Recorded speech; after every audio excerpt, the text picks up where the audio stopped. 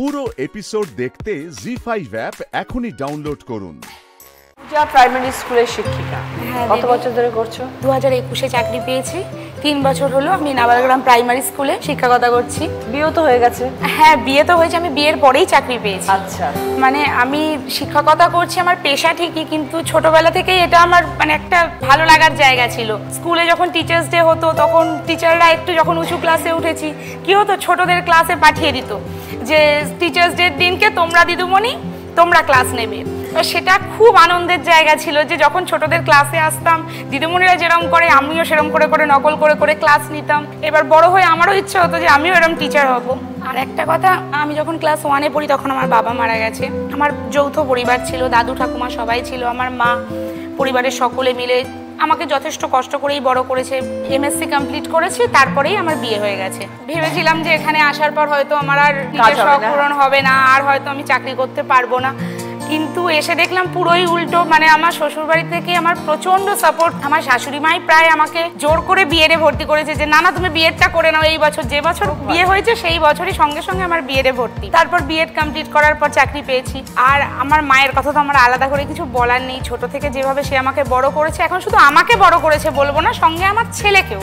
আমি যেহেতু স্কুলে চলে যাই সেইটুকু টাইম তো আমার শাশুড়ি মা আর আমার মাই পুরো ছেলেকে সামলায়। আর ছোটবেলা থেকে না আমি নাচ শিখতাম। এবার পড়াশোনার চাপে নাচের এটা একটু একটু কমেছে, কিন্তু তাও আমি নাচটা বজায় রেখেছিলাম। বিয়ের পরেও বিএডে ভর্তি হয়েছি, তখন আর হয়ে ওঠেনি, ছেলে হয়েছে, বহুদিন যাবৎ বন্ধ ছিল। এবার আমার যেহেতু ইচ্ছা ছিল এত নাচ করার, আমি ভেবেছিলাম যে আমার ছেলেকে আমি নাচে ভর্তি করব। এবার ওর বাবা আবার ক্রিকেটের ভক্ত, সে বলছে না না ছেলেকে ক্রিকেটে ভর্তি করো। আমি বললাম না, জোর করে আমি ভর্তি করেছি। ছেলেকে নাচে ভর্তি করতে গিয়ে দেখলাম ওখানে বাচ্চাদের মায়েরা নাচে ভর্তি হচ্ছে, যাদের মায়েরা ইন্টারেস্টেড নিয়ে। আমার ছেলের নাচের কোনো শখ নেই, কিন্তু আমি ভর্তি হয়ে গেছি। তুমি এখন ডান্স শিখছো? হ্যাঁ, সব রকমই করছি, মানে মিলিয়ে মিশিয়ে আর কি।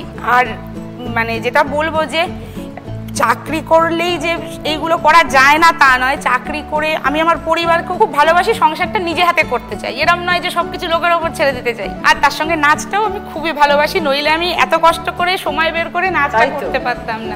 সবটাই মনের ইচ্ছে। হ্যাঁ, একদম তাই। তুমি থাকো বলে চুচুড়াতে? বাড়ি চুচুড়ায়, আর আমার স্কুল হচ্ছে মগরা নাবালগ্রাম। দূর, মানে 1 ঘন্টার প্রায় রাস্তা, 20 কিলোমিটার। বাসে করে যাই।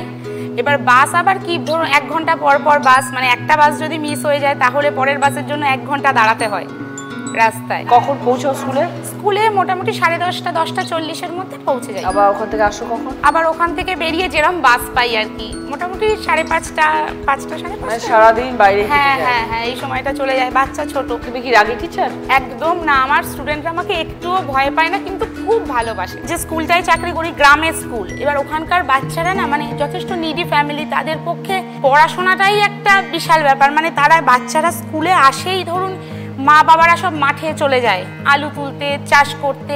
তারা হয়তো সকালবেলা ঠিকমতো খেয়েও আসে না, স্কুলের মিড ডে মিলটাই তারা খায়। এবার তাদের কাছে নাচ শেখা, গান শেখা এগুলো মানে বিলাসিতার মতো ব্যাপার।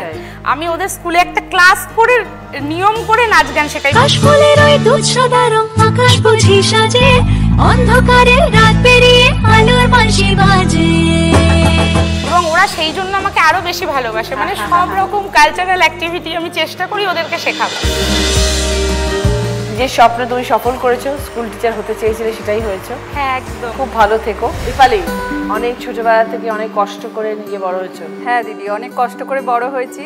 বাবা একটা কারখানায় কাজ করতেন আর মা ঘরে হাতের কাজ করতো। দুজনের মিলিত ইনকামেই আমাদের সংসার চলতো। আর পিঠাপিঠি 3 ভাই বোন একসাথেই আমরা পড়াশোনা করতাম। আর মা বাবা যেটুকুনি ইনকাম করতো আমাদের কোনো রকমে চলে যেত। তার সাথে পড়াশোনা করানোটা তাদের পক্ষে খুবই টাফ ছিল। তবুও আমাদের কোনো জায়গায় বসায়নি, কোথাও কাজে বাজে দেয়নি। তারা সত্যি অনেক পরিশ্রম করে কষ্ট করে আমাদের 3 ভাই বোনকে মানুষ করছে। আমি বড়, আমি মায়ের সাথে সাথে সমস্ত ঘরের সংসারের কাজ, তারপরে মায়ের যে হাতের কাজটা করতো সেই হাতের কাজে হেল্প করতাম। আর তারপরে পড়াশোনা করতাম। সকালে টিউশন করতাম একটা ব্যাচ, বিকেলে একটা ব্যাচ টিউশন করতাম, এইভাবে চলছিলাম। তো চলতে চলতে আমি মোটামুটি 11 পাস করলাম। তার সাথে সাথে দিদি একের পর এক সম্বন্ধ আসছে তো আসছে, মেয়ে বিয়ে দেবে, মেয়ে বিয়ে দেবে, মেয়ে বিয়ে দেবে। তো চিন্তা ভাবনা করতে করতে একটা সত্যি সত্যি ভালো সম্বন্ধ পেয়ে গেল। আর পড়াশোনা হলো না, বিয়ে হয়ে গেল। ছেলে টিউশনে করে আর একটা প্রাইভেটে জব করে। তো বিয়ে হয়ে গিয়ে ভাবলাম যে ও যখন টিউশন করে সেই টিউশনটা আমি পড়াই, ও বাইরে কাজ করুক, সেইভাবে আমরা এগোচ্ছিলাম। তো এগোতে এগোতে দেখছি কোনোভাবে হচ্ছে না, কারণ ও তো উঁচু ক্লাসের ছেলে মেয়ে পড়াতো, এবার আমি না অতটা পেরে উঠতাম না। তারপরে সেটা বাদ দিয়ে আমি ধরলাম হাতের কাজ, আর ও এখানে কাজ করছে, হয়তো সেখানে পোষালো না, আবার আর একটা কাজে জয়েন করছে, এরকম করে করে না। তারপরে এক সময় কি করলো, কাজ ছেড়ে দিয়ে চলে এলো একটা। তখন আমার শাশুড়ি মা ননদরা একটু ঝামেলা টামেলা করে আমাদের বাড়ি থেকে একদম, তোমাকে আর তোমার বরকে? হ্যাঁ।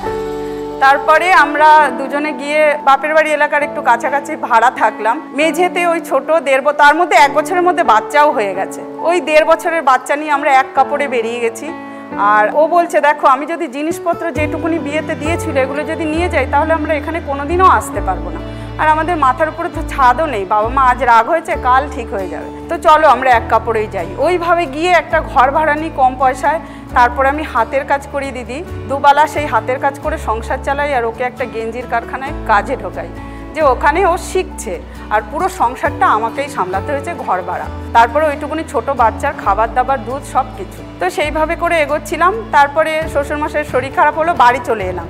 তারপরে উনি মারা গেলেন। উনি মারা যাওয়ার পর আর আমাদের যেতে দিলেন না, আবার আমরা বাড়িতে থাকতে শুরু করলাম। তারপরে যাই হোক থাকতাম আর হাতের কাজবাজ করতাম, করতে করতে দেখলাম এইভাবে চলছে না, আমি না বসে কাজ, হাতের কাজ করতে পারছি না, আমার খুব প্রবলেম হচ্ছে শারীরিক। তারপরে আমার মা বলল যে তুই একটা কাজ কর, ঘুরতে ফিরতে ভালোবাসিস, তো ঘোরার কাজই কিছু কর।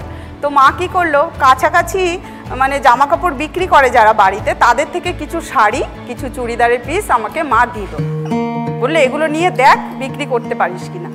একদম যথারীতি তাই আমি নিয়ে এসেছি, কি সুন্দর বিক্রি হয়ে গেল, সেল হয়ে গেল, খুব ভালো মজা লেগে গেল। না এ তো ভালো ঘোরা কাজ, সবার সাথে গল্পও হচ্ছে, কাজও হচ্ছে। তুমি ডোর টু ডোর করো? হ্যাঁ, ডোর টু ডোর। শাড়ি নিয়ে? শাড়ি। কিভাবে নিয়ে যাও এত শাড়ি? 2টো ব্যাগে করে সাইকেলে করে নিয়ে ঘুরতাম, কোনোদিন ব্যাগ ছিঁড়ে পড়ে যেত, আবার কুড়িয়ে নিতাম, ওইভাবে সাইকেলে করে করে নিয়ে ঘুরতাম। যদি কাছে হাঁটা পথ হয় তাহলে হাতে করে নিয়ে ঘুরতাম, এইভাবে করে ঘুরে ঘুরেই ব্যবসা করতাম, পাড়ায় পাড়ায়? পাড়ায় পাড়ায় এখনো করি। সারাদিন তাহলে কতটা সাইক্লিং করো? আমি মোটামুটি পুরো বিকেলটা একদম 8টা পর্যন্ত ঘুরি, 5টা থেকে 8টা, 3 ঘন্টা আমি ঘুরি প্রতিদিন, একদম প্রতিদিন।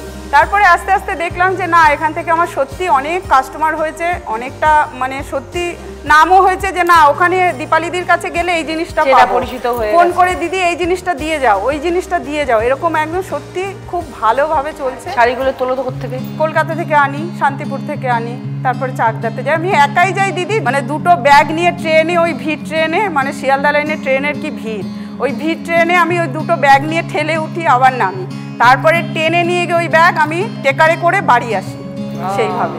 তো এখন সেইটা অনেকটাই ভালো মানে হয়েছে, কারণ আস্তে আস্তে আমি বাড়িঘর আমার তেমন ভালো ছিল না, টালির বাড়ি ছিল, সেখান থেকে আমি বাড়িঘরও হয়েছে আমার। অনেক পরিশ্রম করো দীপালি? হ্যাঁ, অনেক অনেক, তাই জন্য এত কিছু করতে পেরেছি জীবনে। সত্যি তাই। আমার ভালোবাসা রইলো অনেক দীপালি, শুভেচ্ছা রইলো, আরও জীবনে বড় হোক। সত্যি তোমার শাড়ির ব্যবসা নিয়ে সব কিছু, শাড়ির ব্যবসা নিয়ে এগোচ্ছি, স্বামীকে সত্যি হেল্প করছি। আর ও একটা, ওর বড় গুণ হচ্ছে ও আমাকে কোনো কাজে বাধা দেয় না, খুব সাপোর্ট করে, এটাই আমার সবথেকে বড় পাওয়া। জি5 ডাউনলোড করুন আর সব এপিসোড দেখুন একদম ফ্রি।